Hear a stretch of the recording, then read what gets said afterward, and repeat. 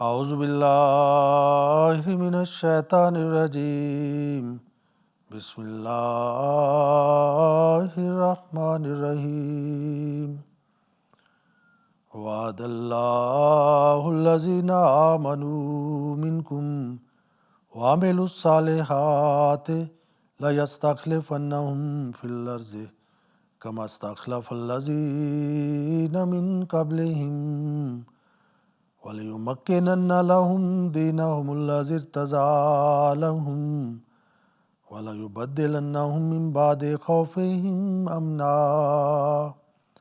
يَعْبُدُونَنِي لَا يُشْرِكُونَ بِي شَيْئًا وَمَن كَفَرَ بَعْدَ ذَٰلِكَ فَأُولَٰئِكَ هُمُ الْفَاسِقُونَ. Draga braćo i sestre, mi smo počeli na tema ovo vrline časnog Kur'ana. Allah kaže u časnom Kur'anu, Allah je čvrsto obećao onima od vas koji vjeruju i čine dobra djela, da će ih on sigurno odrediti halifama, znači nasljednicima na zemlji, kao što je odredio halifama one prije njih, i da će im on očvrstiti njihovu vjeru koju je on odabrao za njih, i da će im on nakon straha njihova u zamjenu dati sigurnosti. Oni će obožavati mene i neće nikoga meni pridruživati, a onaj koji bude nezahvalan poslije toga, pa to su oni koji su neposlušni. Ovdje je Allah je čvrsto obećao onima od vas koji vjeruju i čine dobro djela. Ovo obećanje je dato muslimanima. Šta je taj obećanje? Da će i on sigurno odrediti nasljednicima na zemlji. Allah kaže va'adallahu allazina amanu minkum, među vas, od vas on uzeo ovo obećanje, da će on sigurno odrediti nasljednicima, halifama na zemlji, kao što je odredio halifama one prije njih. Kao prethodno su došli ovi Božji poslanici, kako su došli Božji ljudi. Allah kaže na isti način među vama on će poslati halife ili nasljednici.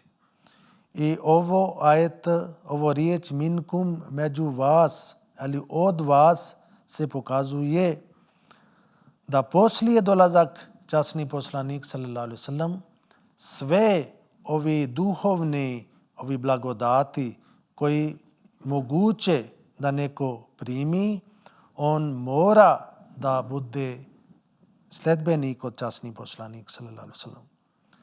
Ne može jedan čovjek koji je van od ovog krug da dobija taj statut. Zašto Allah kaže minkum? Od vas. I od vas je ovo obećanje da će ovo opet vama učim, da će i on sigurno odrediti halifama od vas. Nemoj da tražite od Bani Izrail ili od neka druga religija, od neke druge nacije. Nemoj da tražite poslanik od Bani Izrail. Nemoj da očekujete Isa a.s. On ne pripada minkum. On nije od vas. On je poslanik od Izrail. Vidite koliko je duboko značenje u časni Kur'an govori. I ako mi to pročitamo, onda mnogi stvari nama bude jasno i mnogi problemi muslimani bi ovo rešili. Ovdje je obećani Mesija a.s. govorio kako je Allah obećao prethodni ovi religije, kako je Allah nije podario da postanu ovi poslanik i na isti način ovo je bio Božji plan da među muslimanima pojavi jedan obećani Mesija poput kao Isa a.s. on bio kao Hatamul Khulafa, on bio kao zadnji halifa. Halifa znači Božji je nasljednik. Halifa isto je nazvan za poslanik.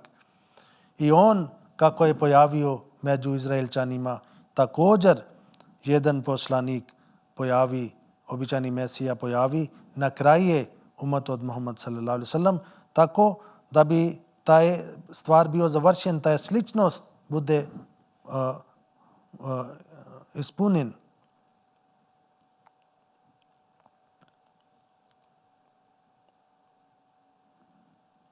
I onda običani Mesija alejhi selam kaže, kada ovo sada čitamo nešto od Urdu, direktno, onda ako ne bude baš tačan prevod, onda tražim oprost od vas.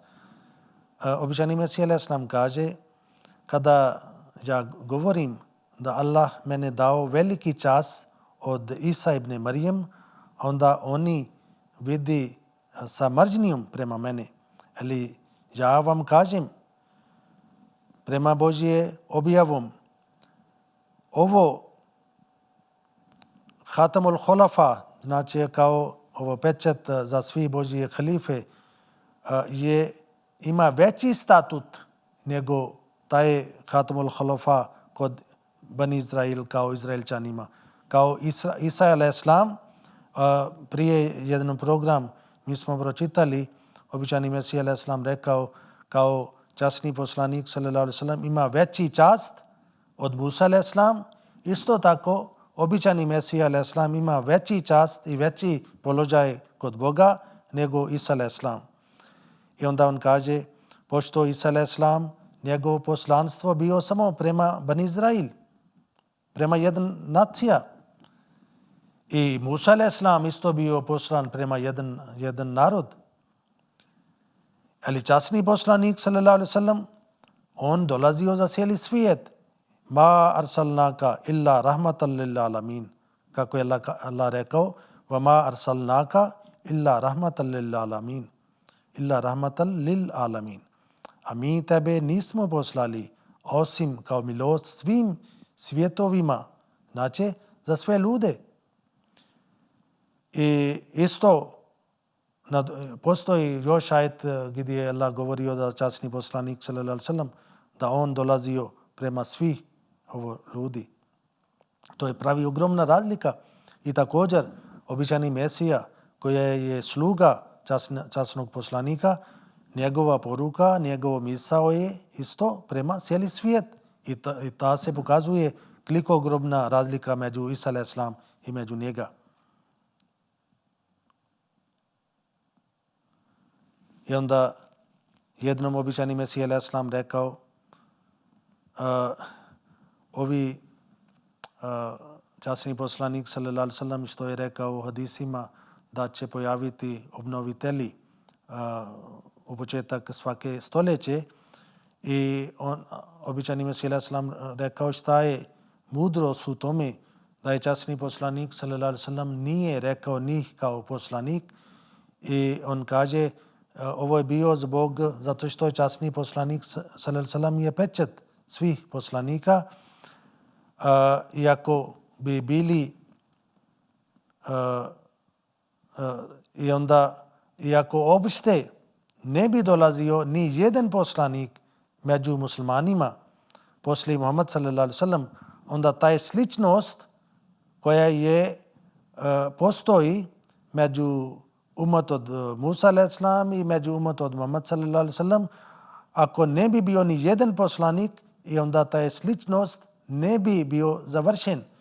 I zato onda on kaže, Allah mene podario ime Adam i Ibrahim i Nuh i Musa, i on imao objava Jariullahi fi hulalil anbiya, znači Božji junak u grtač svih poslanika. I ovo svaki religija, svaka religija očekuje drugi dolazak za njihove vođe. Na primjer, ovi Židovi još uvijek čekaju za dolazak Mesija, već mi vjerujemo da je Mesija Isa a.s. dolazio prije 2000 godine, ali oni još čekaju. Kršćani isto čekaju drugi dolazak Isusa. Muslimani čekaju drugi dolazak Isa a.s. Isto oni čekaju dolazak za Imam Mahdi. Onda Hindu čekaju za dolazak klanki otar. Oni kažu jedan poslanik treba da se pojavi u zadnjim doba. I Buda isto oni čekaju za drugi dolazak Buda. I to je čudno. Ako je tako bude Božji plan, onda šta bi se dešavalo?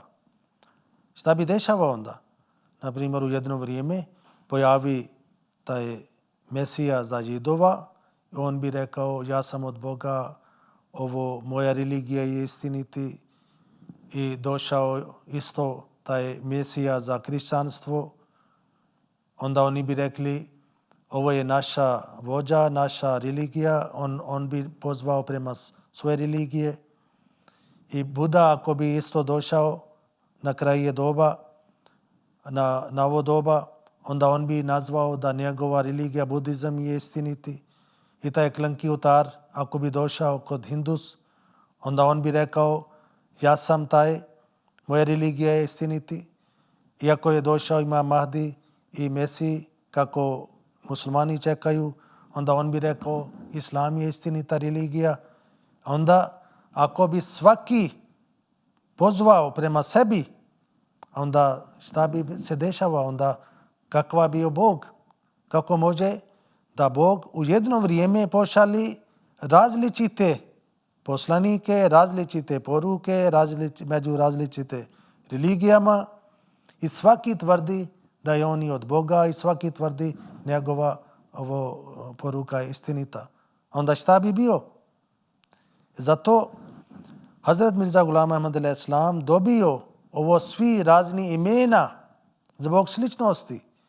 I ovo bio sada Božji plan da na kraju ovo doba Allah pošalji jedan poslanik i on njemu bi dao razni imena zbog njegov zadatak da bi ujedini sve religije.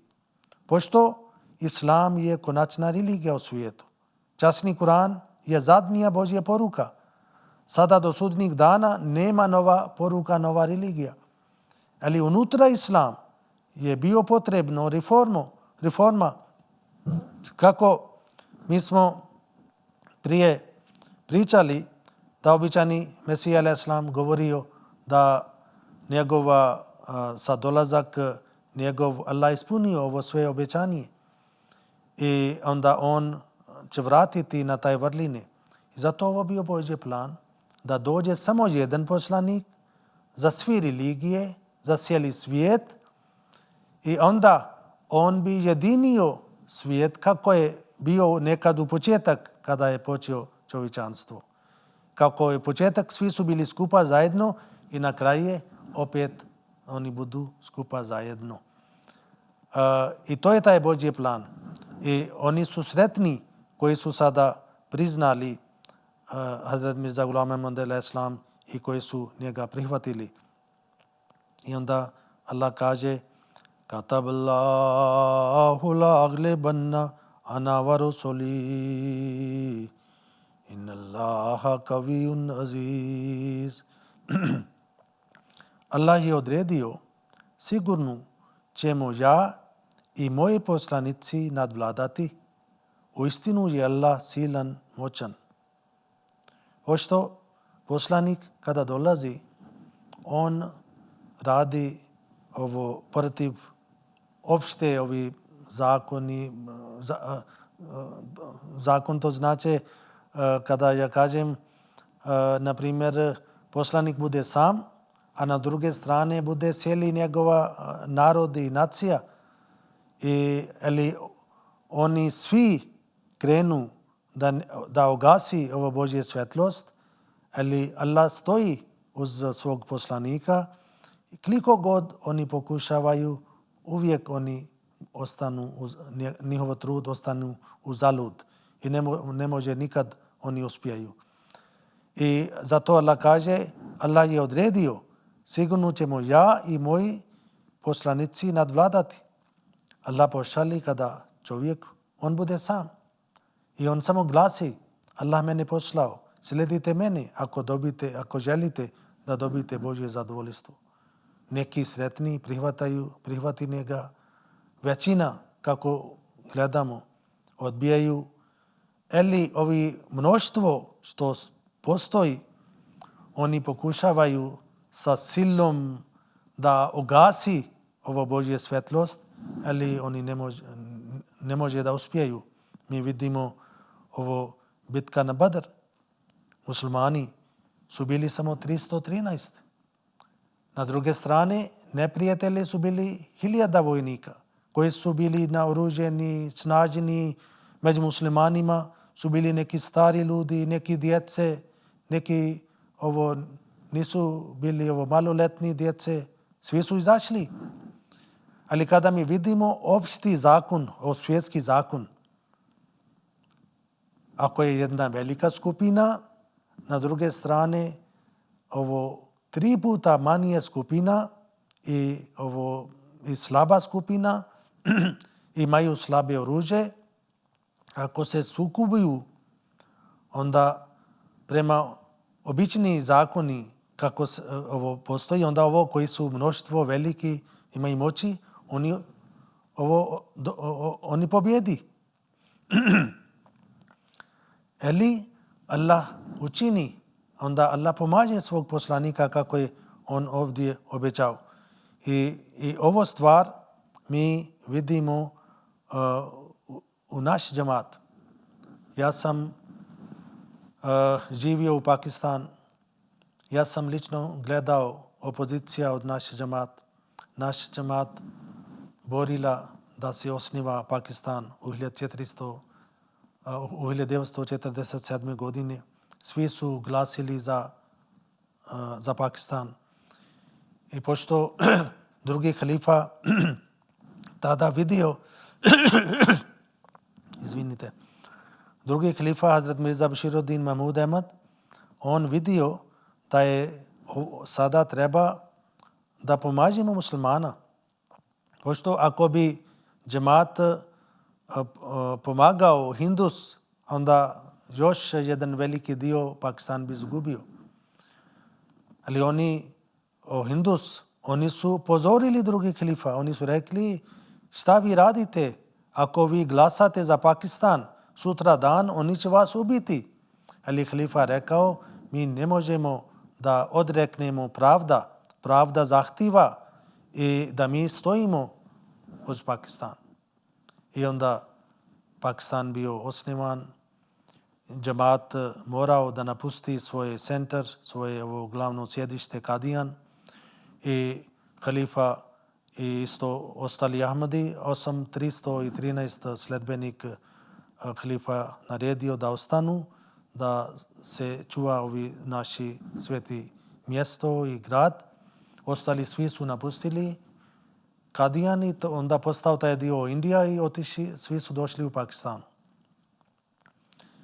I u 1953. godine, znači poslije 7 godina od osnivanja Pakistana, prvi put ovi neki hođe su podigli glas i zapalili kuće, radnije za Ahmadi, ubili su Ahmadi i samo taj zbog mržnje. I kao prije smo rekli da je za taj Ahmad, časni Kur'an kaže, on će biti pozvan prema islam. Ljudi će tražiti da on prihvati islam i tako su počeli da traži. Da vi niste muslimani, vi treba da prihvatite islam. Mi smo rekli, mi smo prihvatili običani Mesija. I časni poslanik sallallahu alejhi ve sellem najavio za njegov dolazak. Ali to bio težak vrijeme i prošao još vrijeme, hođe svaki sekti, oni su dali fatve protiv naš džemat. Da Ahmadi nisu muslimani, Ahmadi su kafiri, oni su gori od muslimani i tako dalje.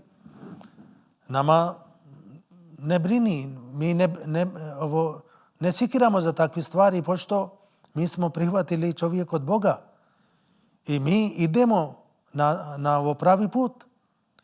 I onda oni su vidjeli da koliko god oni su dali fatve protiv džemat dalje napreduje. I opet u 1974. godine parlament donio odluka. Onda su tada napravili zakon. Od sada Ahmadi više nisu muslimani. Ahmadi su kao nemuslimanima. I onda su slavili, mi smo dobili pobjeda od 90 godine, mi smo tražili, ovo je veliki pobjeda što smo dobili, sada smo konačno završili ovo problem i čak neki novine su napisali danas ovi 72 sekti koje postoji, kako se kaže među muslimanima, svi su donijeli zajednički saglasnost da Ahmadi više nisu muslimani. Vidite koliko suprotno oni su otišli od časni poslanik koji je rekao muslimani će podijeliti 73 sekti, jedna će ići u džennet, 72 idu u džahannam, oni idu u vatr. Oni su rekli 72 su donijeli odluka. Ali poslije opet oni vidi da Ahmadi napreduju, više ljudi prihvati ovo poruka. Onda 1984. godine ja sam tada bio mlad i tada sam tek počeo fakultet prva godina.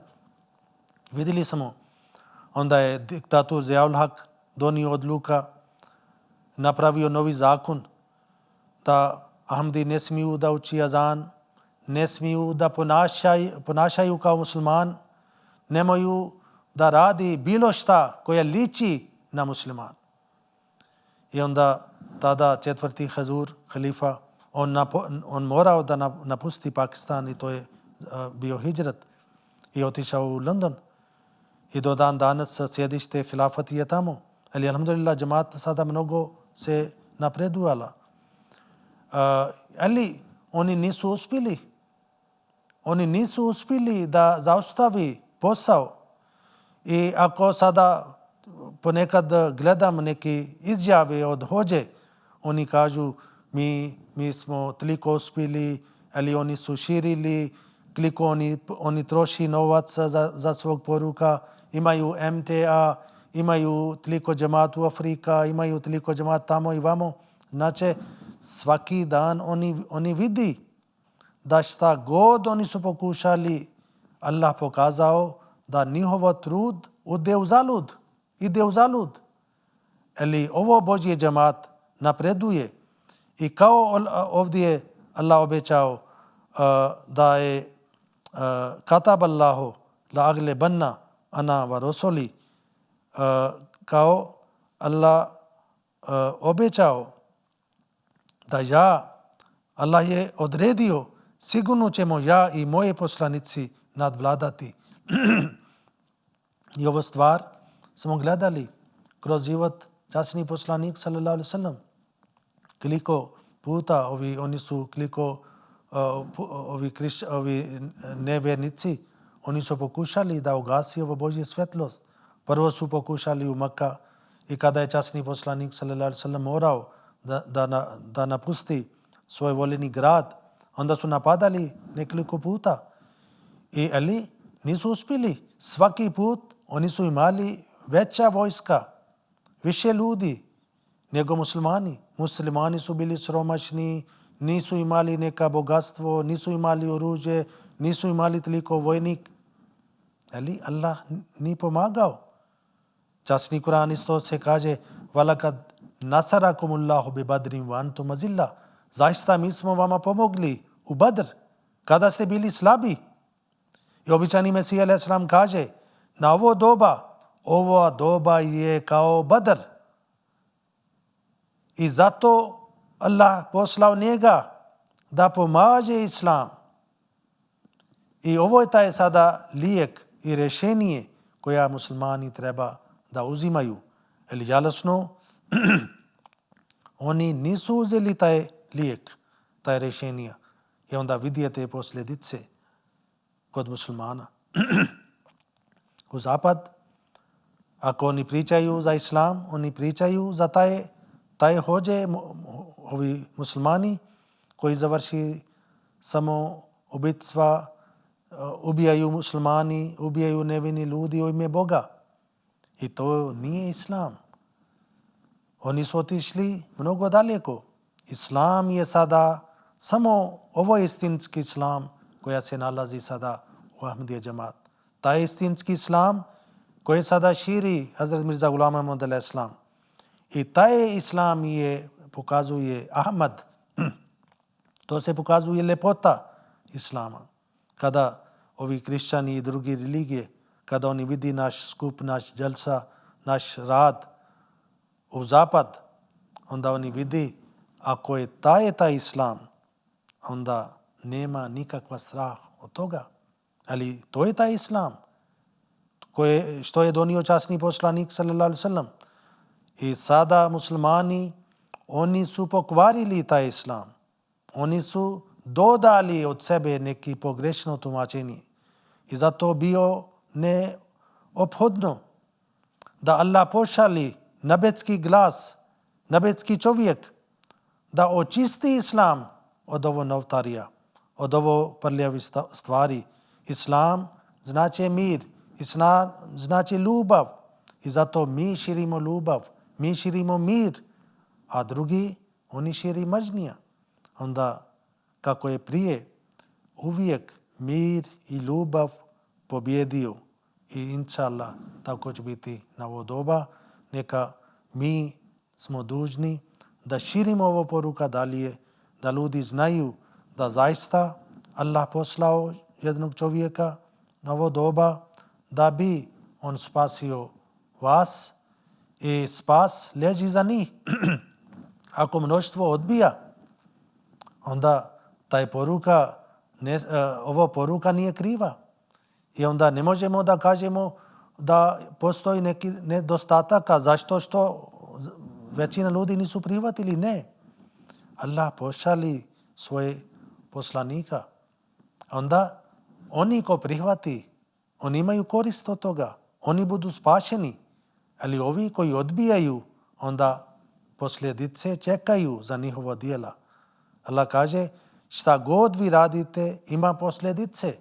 Ako neko ide prema ovo neki kanal, onda on će pasti tamo. Ako ne ide na pravom putu, i to je njegova kazna, što je on pao dole i ima, možda je slomio svoje noge ili nešto, i to je posljedice za njegov djela. I zato ovo doba je sretna doba. Ova doba je krasna doba. Ali za oni koji priznaju imam ovog doba. Ali ovo doba postoji mnogo smutnije probleme. Ali Allah pomaže njih koji drži taj pravi put, koji traži jedina sirat al-mustaqim, uputi nas na pravi put, na put oni kojima si dao svoj blagodati. Blagodati on podijeli. Samo da izađemo, da tražimo od Boga da nama podari blagodat, mene fali blagodat, onda inša Allah on će nama podariti svoje blagodati i to je njegov milost, to je njegov oprost. Neka Allah nama podari svaka svoje blagodat, mnoštvo i da toliko bude ovo više, da mi koliko više dobijemo Božje blagodati, toliko više budemo žedni da dobijemo još i još i tako mi više tražimo i Allah nama više podari. Neka tako bude. Do sljedeći put. Assalamu alaikum wa rahmatullahi wa